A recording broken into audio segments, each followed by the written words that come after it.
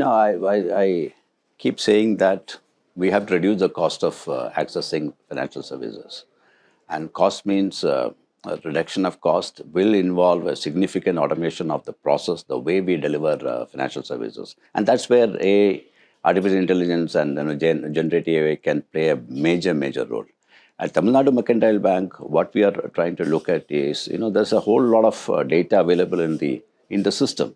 You have the GST available, data available, you have the ITR data available, you have the transaction data, now the account aggregator system is sort of gathering pace. You have the bureau data available. So what we are trying to do is pull out all this data of a potential borrower and use that data, analyze the data, crunch the data to understand the behavior of this particular customer, and source and provide credit products to him. So this is something that we are on. The journey is on, and this is where we believe that the ease of accessing credit products is going to go a long way. Once the credit habit spreads, the guardrails are already on through the bureau action. Guardrails are already on. I think this is going to significantly improve the credit penetration into the economy and drive the growth of the economy going forward. I think the government has done a brilliant job of having the digital public infrastructure in place on which the next generation journey can be driven. And I think we owe it to the government for that. And I'm sure the journey that we have embarked on, not just Tamilnad Mercantile Bank, you can see the entire banking system climb on that journey. And this is going to drive credit products and ultimately the growth going forward.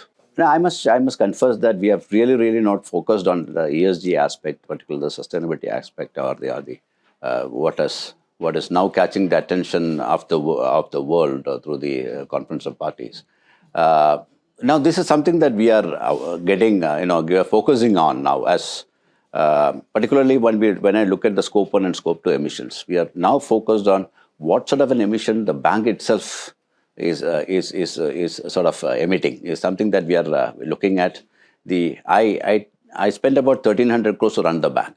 We are looking at each of these 1,300 crore expense to see the emissions aspect of that, and we are now partnering a technology provider in this journey to look at Scope 1 and Scope 2.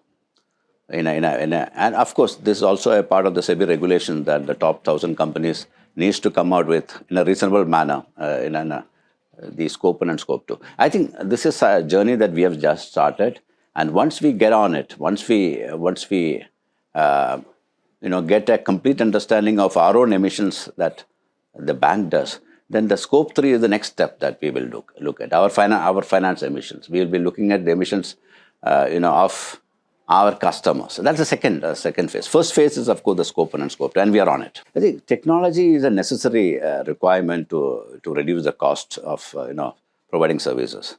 So that's something that we will have to continuously invest and innovate. But then at the same time, you have predators all around, right? So cybersecurity becomes a major requirement. I think that's another focus area for us, where we are significantly also investing in the guardrails so that we protect the customer base that we have from predators. So I think that's one way in which the trust can be built. Technology, the products at his fingertips, but in a safe manner, where the cybersecurity really plays a role. And that's where I think the system, not just Tamilnad Mercantile Bank, the system itself has to invest a lot. You really don't understand what sort of a problems the system faces. I think we have to invest in cybersecurity products, yes.